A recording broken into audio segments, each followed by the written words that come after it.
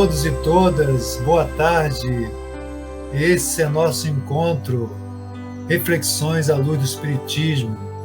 Agradecendo assim você que está pelo YouTube, pelo Instagram, pelo Face, agradecendo aqui a sua presença, a sua participação, a sua contribuição das reflexões, da nossa interação que vamos ter nesses 30 minutos, né, desse nosso encontro. E como sempre, hoje nós temos um tema assim extremamente importante, relevante, que é sobre o autismo, né? Qual é o termo adequado? Que tipo de informação? O que precisamos saber? E para conversarmos a respeito dessa temática, nós temos aqui uma querida amiga, parceira, profissional de grandes desafios, Cristiane Denick. Ela é psicopedagoga, arte-terapeuta e é mãe, sobretudo é mãe, né? Eu acho que esse aí é o título principal, né? Então, Cristiane, boa tarde, seja muito bem-vinda. Cristiane está chegando aí. Boa tarde, Bia. Obrigada pelo convite, é um prazer gigante estar aqui com vocês. Agradeço muito, viu? Que bom, Cristiane. Que bom mesmo.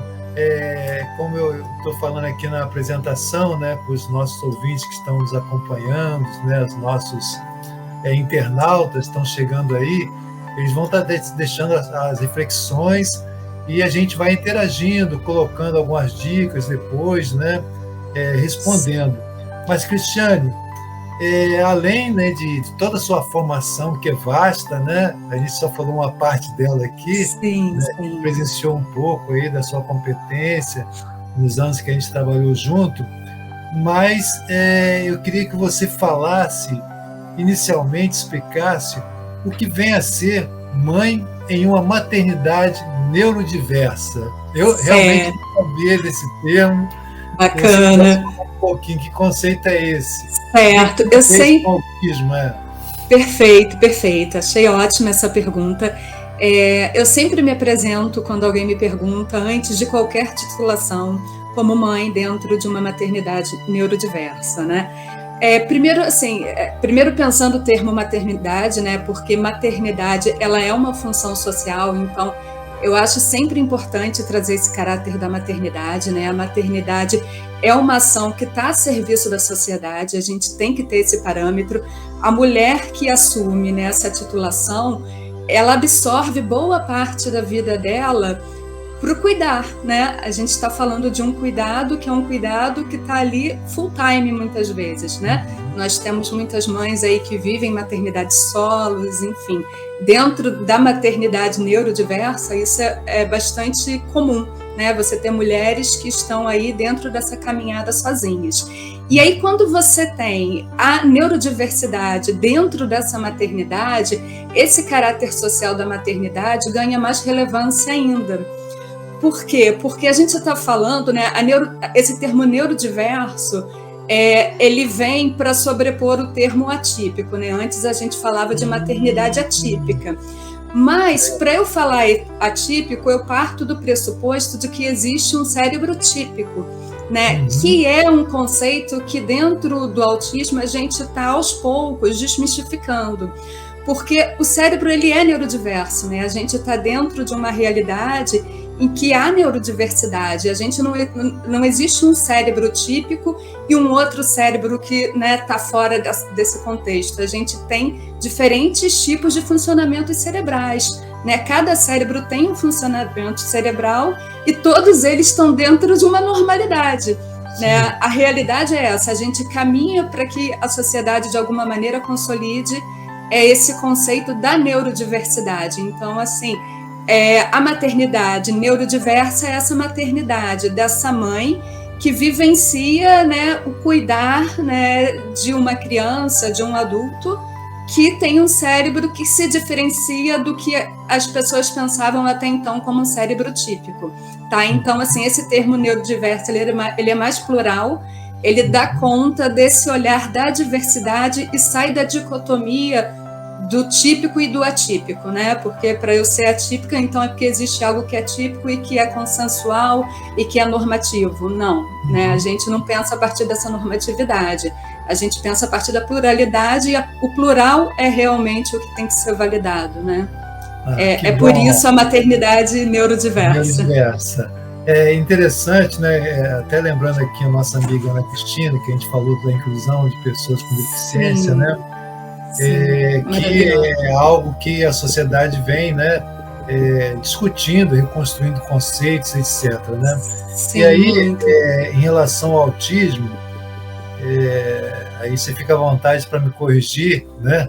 Claro. Se a gente estiver falando alguma coisa aqui equivocada, mas vamos dizer assim, como é definido atualmente o conceito autismo, né? Transtorno do espectro autista, como é que é correto a gente indagar? Porque, como se falou, né? A gente vai aprofundando isso mais depois, a construção de rótulos, etc. É certo indagar ou de que forma a gente deve perguntar assim, olha, o que é o autismo, ou é o transtorno do espectro autista, o que é mais adequado, o que está sendo hoje em dia assim, utilizado com maior pertinência sobre essa questão, essa temática? Essa sigla TIA, ela atende, né? Ela é transtorno do espectro autista ou, né, autístico, enfim. Mas a gente usa muito comumente pessoa com autismo, né? Essa é uma questão que é bastante interessante porque algumas pessoas ainda utilizam pessoa autista, né?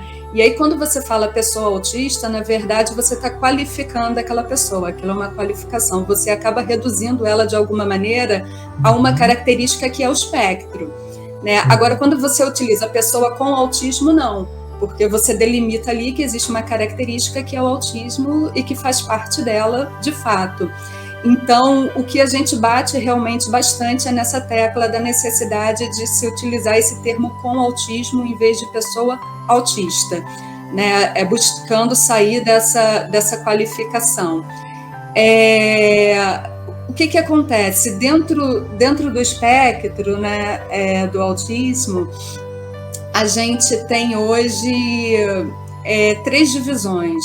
Nós temos hoje o espectro autista. Hoje a gente fala que o espectro do autismo ele está dentro do DSM-5, tá? Que configura 3 níveis. Fala para a gente o que é o DSM-5. O pessoal que está acompanhando talvez não saiba o que é o DSM-5. Sim, né? É o manual de classificação das doenças mentais, tá? Então, hoje o DSM-5 ele classifica o autismo como sendo um transtorno do neurodesenvolvimento. E dentro desse transtorno, ele tem 3 divisões: leve, moderado e severo. Antigamente... Continua ainda com esse conceito, leve, moderado e severo? Sim, continua. Na verdade, a gente está dentro dele. A gente saiu daquele conceito anterior em que a gente tinha com autismo típico, autismo atípico, Asperger. Hoje não. Hoje todo esse universo é autismo. Tá? Antes você tinha uma diferenciação. Você pegava o Asperger e ele estava fora. Ele não era uma pessoa com autismo, ele era o Asperger, né? Que hoje ele está dentro do autismo leve. Então, hoje a classificação ela é pensada a partir do nível de suporte. Você tem suporte de nível 1, suporte de nível 2 e suporte de nível 3. Bacana. Né?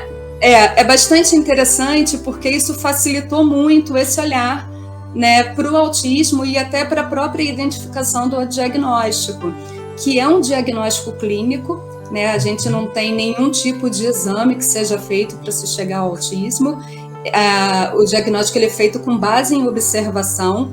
Então é importante, a gente sempre fala sobre isso, né? Que um profissional adequado faça essa investigação, e aí a gente está falando de médicos necessariamente, seja, né, o neurologista, seja o psiquiatra, mas essa não é uma investigação que vai ser feita por uma equipe técnica. Então, assim, o professor, o psicólogo, o terapeuta ocupacional, eles podem até apontar a possibilidade, a existência de um quadro de autismo, e normalmente eles apontam mesmo, porque muitas vezes a própria escola aponta, né? Porque o autismo ele desponta até o 3º ano normalmente de idade, que é uma fase que a criança já está entrando para a escola, Então, o professor começa a observar que há um comportamento diferenciado naquela criança.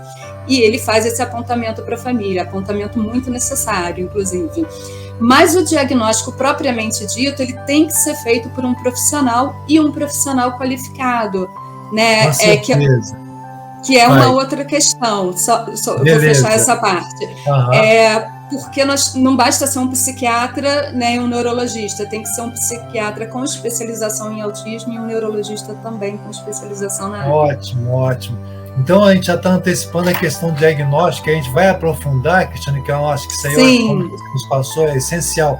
Mas assim, voltando assim, o que as pessoas muitas vezes perguntam, né, e mesmo nós que somos profissionais, ficam, né, como é que está o conceito atualmente?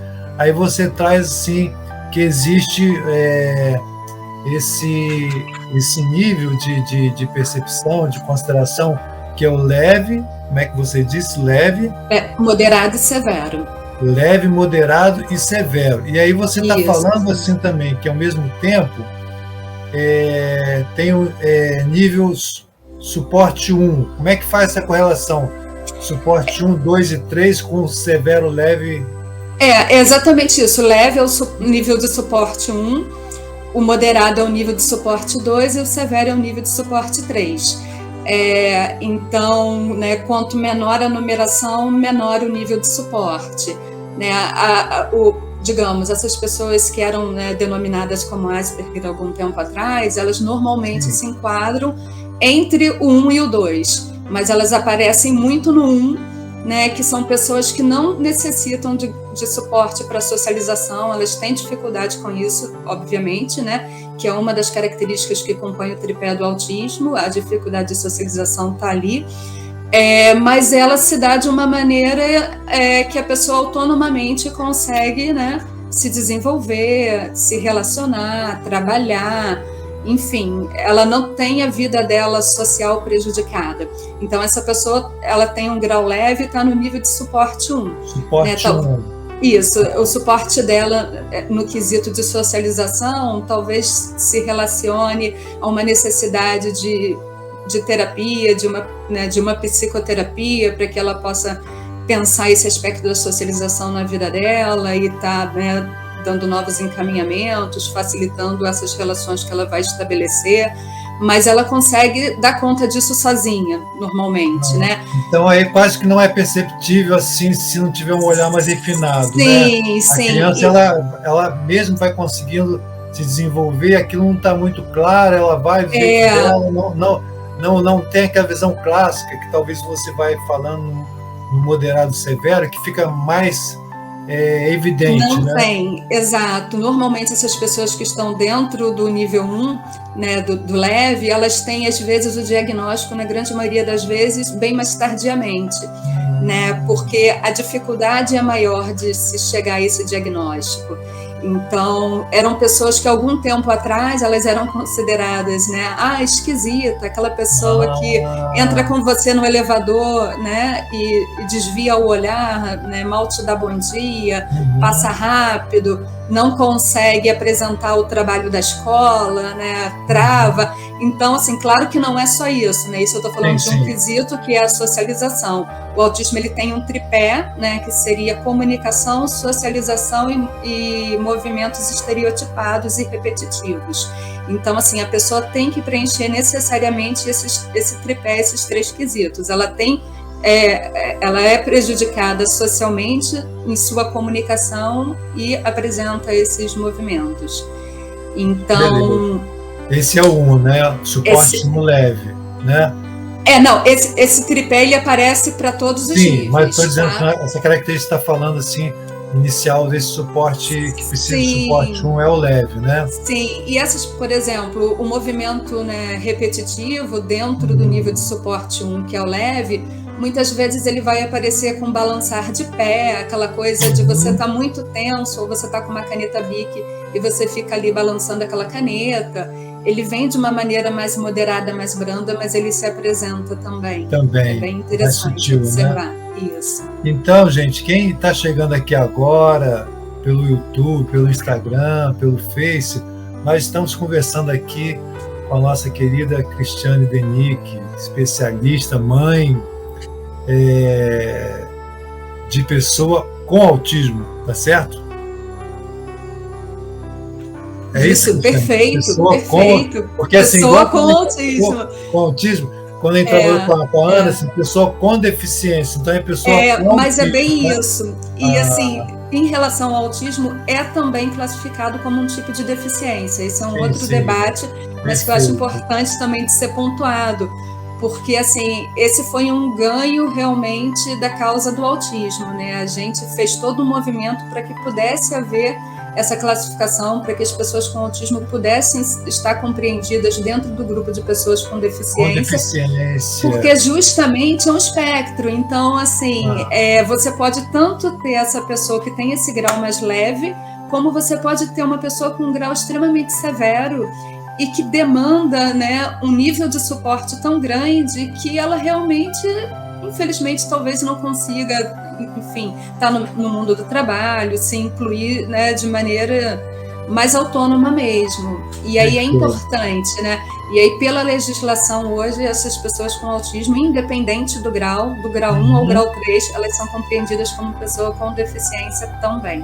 E é muito importante, porque vai envolver toda a questão da legislação, de direitos, né, necessidades. Exatamente, exatamente, porque o autismo não tem cara, né? A gente fala muito isso. Existem outras deficiências que são aparentes.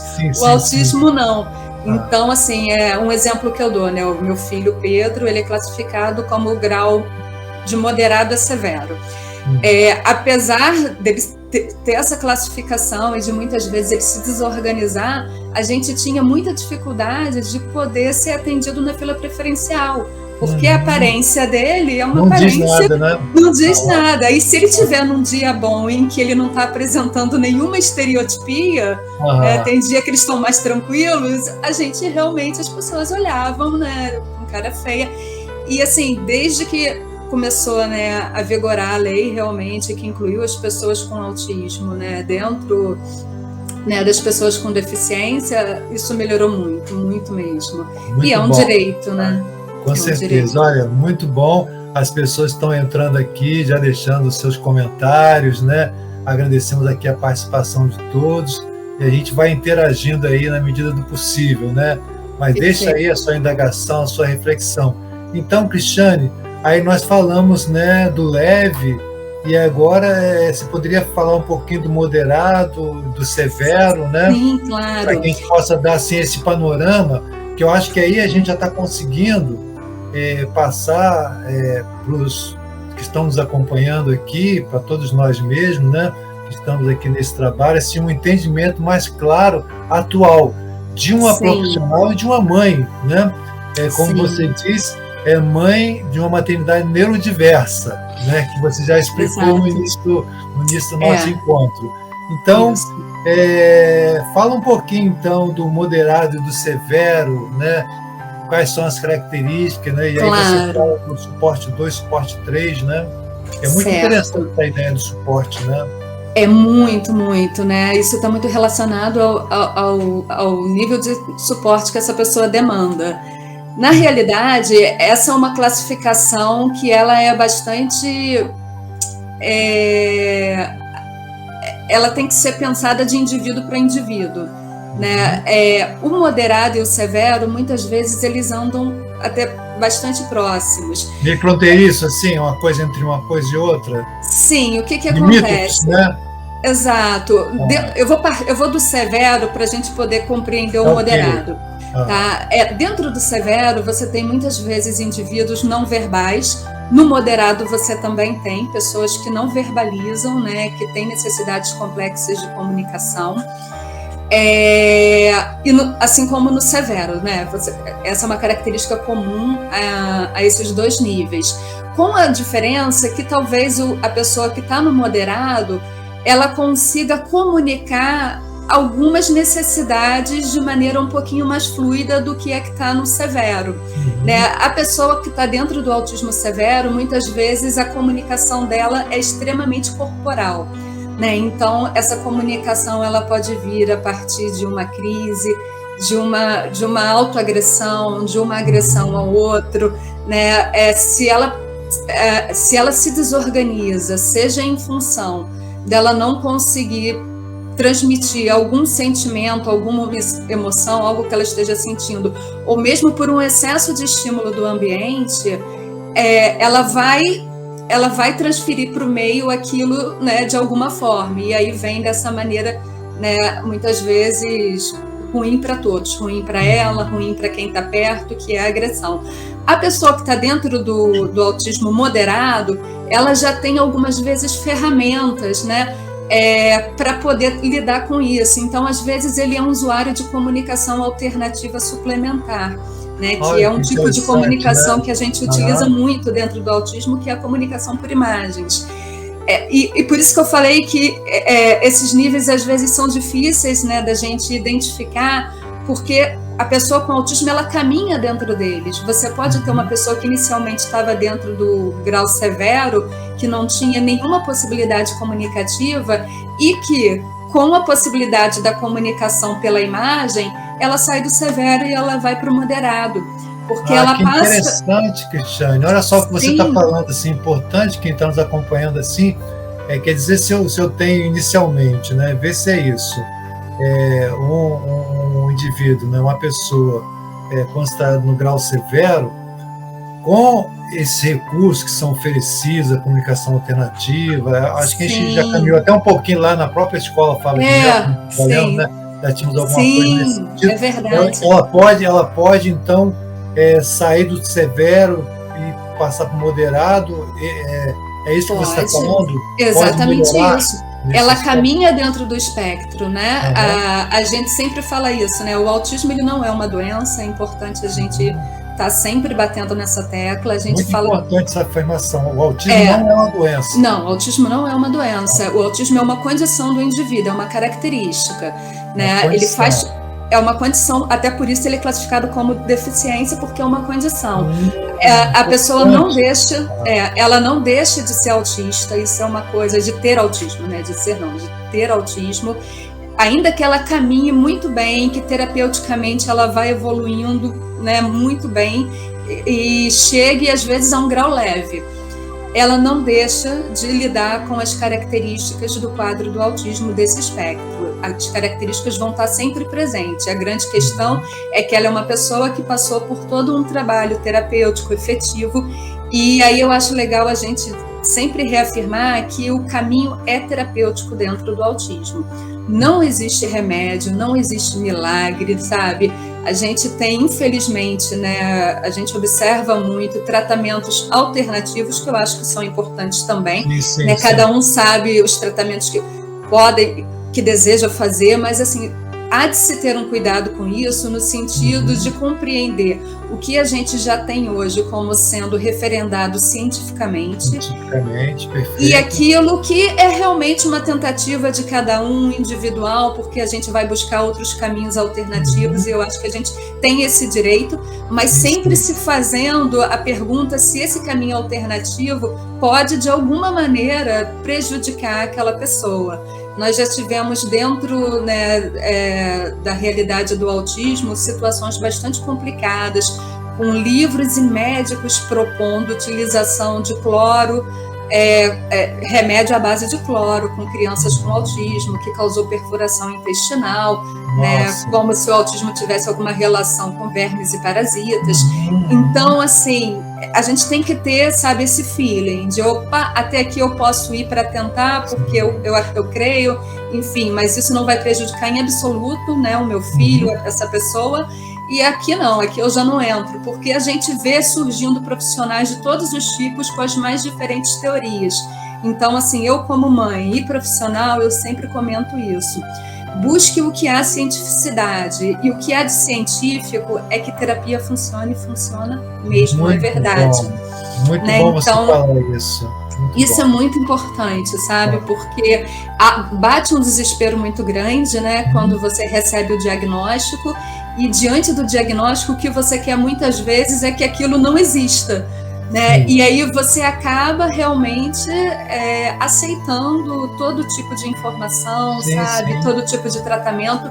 E não precisa esse desespero todo. A gente tem caminhos que já foram construídos e referendados e que funcionam e que a longo prazo você chega a um resultado muito interessante mesmo.